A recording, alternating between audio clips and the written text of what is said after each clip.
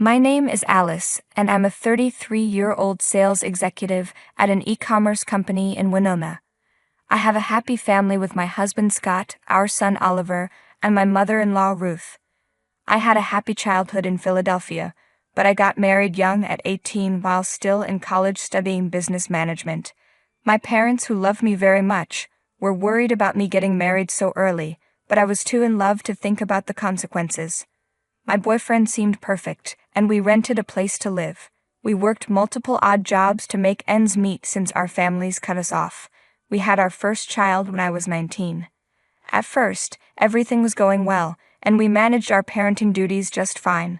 But after Oliver was born, things changed.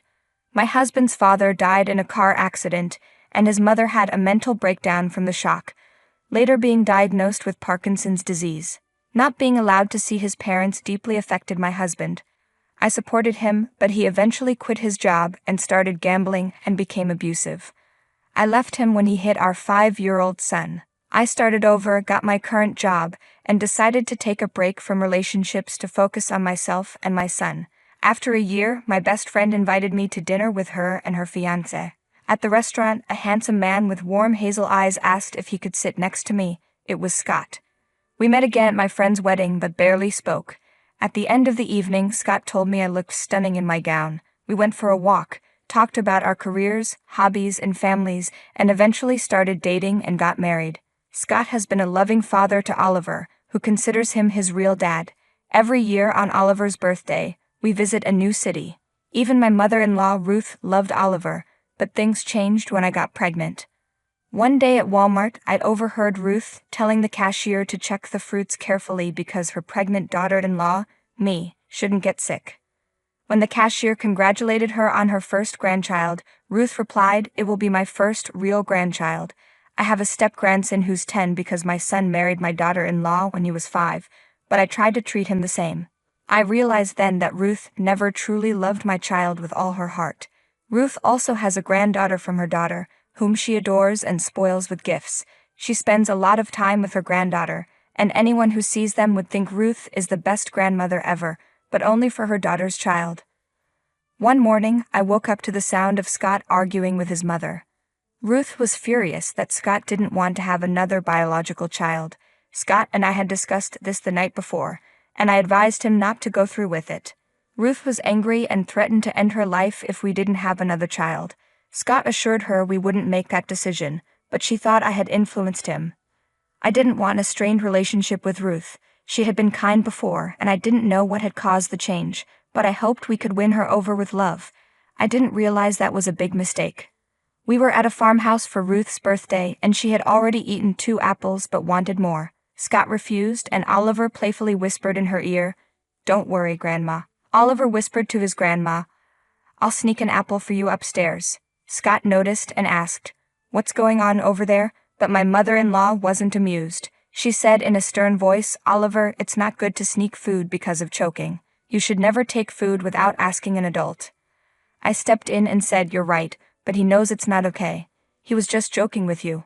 We laughed, and I added, "Yes, I'm her apple dealer," but she replied sharply, "That's even worse. He shouldn't learn to play favorites."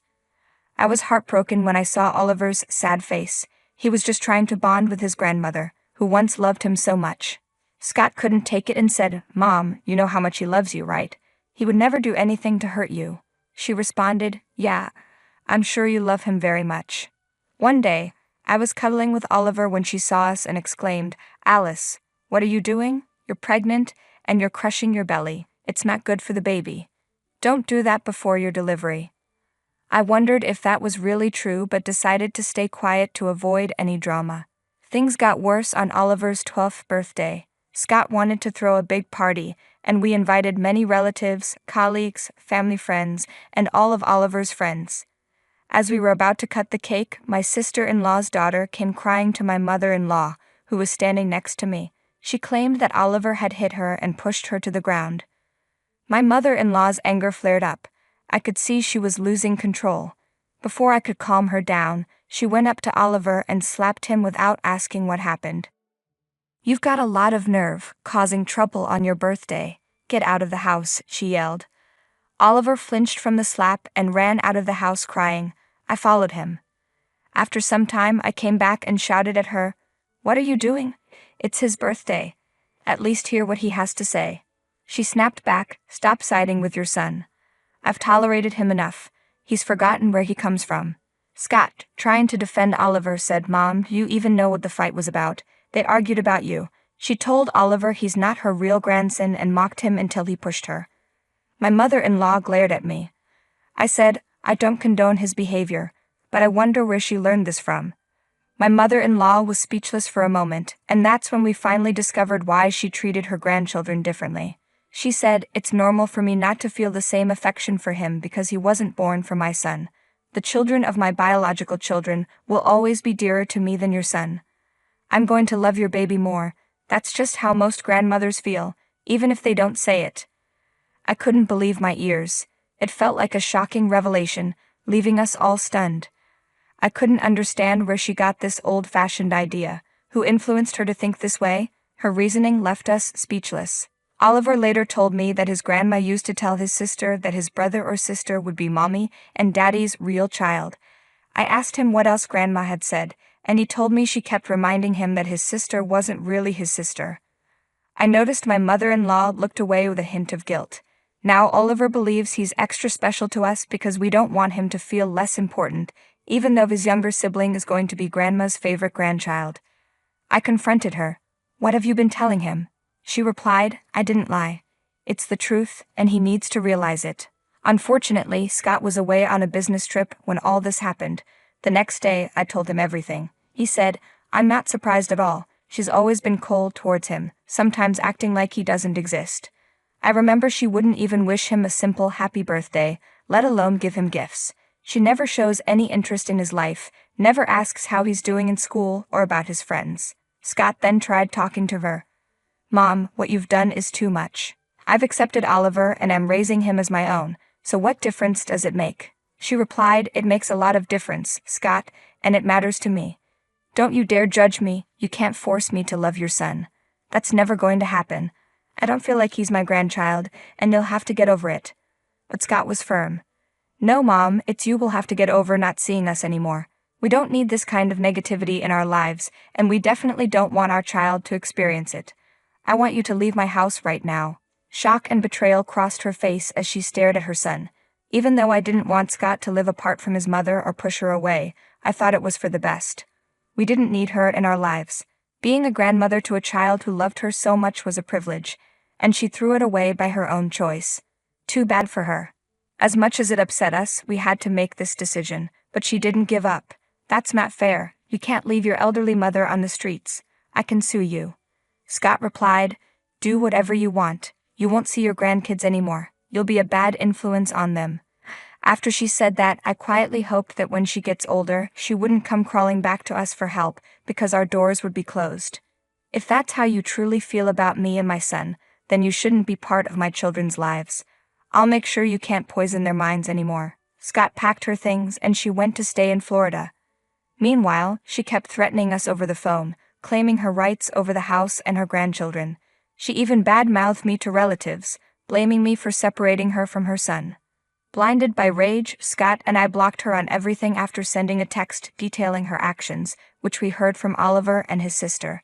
We made it clear that her behavior was unacceptable and that she wouldn't see her grandkids until they were much older and could understand the world better, so they wouldn't be swayed by her words. We didn't hear from her for a long time after that. One day we got an anonymous call saying my mother-in-law was admitted to the hospital after breaking her pelvis in the bathroom.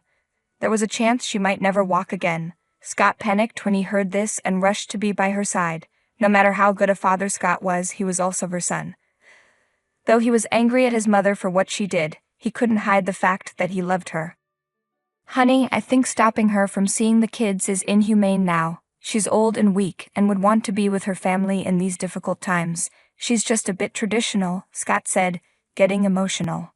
"I met her in the hospital, and she told me that being alone in a hospital bed made her realize how unpredictable life is. She admitted she didn't expect karma to hit her this way."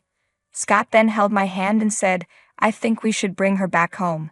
I don't have the heart to leave her alone at this time, and I can't keep going back and forth to Florida." I hope you understand. I replied, "Of course, honey. It pains me to see her like this. No matter what, she is your mother, and you should be there for her right now. It might be difficult with Oliver, but I'll make sure they get along. I believe she's realized she was wrong." A few days later, she was discharged from the hospital, and we brought her home. Things seemed to be going smoothly, and I thought we were finally back together as a happy family. One day, Oliver was playing around the house when he accidentally slipped and hurt his elbow. A few days later, we were unexpectedly visited by officials from the Social Services Department. They said they had received a complaint that my husband and I were neglecting Oliver because we were excitedly awaiting the arrival of our new baby. They even claimed that the injury on Oliver's elbow was a sign of physical abuse. The officials tried to take Oliver away from us. I was terrified and did everything I could to convince them that the complaint was false, but they wouldn't listen. They took my baby away. I was inconsolable. Scott said, "I wonder who might have given them this false information." My mother-in-law suggested we visit the office and personally convince them to let us keep Oliver. After a lot of effort, we finally got him back and proved that the complaint was malicious. But as we prepared to leave, Oliver softly mumbled to me, "Don't leave me with Dad, Mama. I'm scared of him." This shocked me since Oliver had never said anything like that before. Scott was also surprised and tried to hug Oliver, but he pulled away. One day, when I found Oliver alone, I asked him about it. "Oliver loves his mama, doesn't he?" I asked. "Yes, Mama," he replied. "And he never lies to me, so will he answer honestly?" He nodded. "Why are you scared of Daddy, honey? Did he say something?" "No. But Grandma said that once the baby is here, Daddy will throw me out of the house." I was devastated. We had given her another chance to be part of a happy family, and she had ruined it. I realized she could never truly accept us. I also had a strong suspicion about who might have contacted social services with the false complaint, but I decided to talk to Scott first instead of confronting her. However, fate intervened. Ever since her accident, my mother-in-law had been using a wheelchair. That evening, she was preparing coffee when she accidentally spilled hot water on her leg. She screamed, "Help me, Mother of God," and to my surprise, sprang from her wheelchair and rushed to the kitchen to get some ice. Coincidentally, Scott had just returned from work. We both witnessed her walking, revealing that she had been faking her injury to get back into our home. "Mom, you can walk?" Scott asked, shocked. She froze and slowly turned around. Oh, the impact of the hot water must have helped me walk again. What a miracle. But Scott wasn't convinced. "This is sick, Mom. How could you stoop so low? I idolized you as a child, and this is how you repay me? Just because you despise a little child so much." I had never seen Scott so angry and hurt. "I trusted you and wanted to take care of you after what happened, but this is how you pay me back. Get out of my house now. Please, hear me out," she pleaded. "I did this because I want you to realize we can be a happy family without that child. Your child needs a grandparent. Don't deprive her of that happiness. What will you say when she grows up and finds out she has a grandmother you chose to hide from her?" Scott replied, "I'll take care of that. I'm sure when our child is old enough to understand, they'll see that you being around could do no good." He went to pack her belongings and returned with her luggage. You can't be a good mother if you can convince yourself to do and say such horrible things to a young child, even going so far as to brainwash him. We never saw her again after that. A few months later, I gave birth to a beautiful baby girl. Scott loved both of his children equally and taught them to always stand by the truth. I often reflected on how I had seen mothers. My mother was a modern, progressive woman despite being from the countryside. She rarely talked about marriage and kids, always pushing me to fulfill my career goals. Unfortunately, I didn't value her ideas back then because I wanted to get married so badly. But life eventually shows you the truth. I learned from my mistakes and from the people I met. Scott and his mother were from the same family but different generations. While I couldn't entirely blame her for her outdated beliefs, I think that if she truly loved Scott, she would have found happiness in his happiness. Her comments and behavior towards my son were unreasonable and unfair.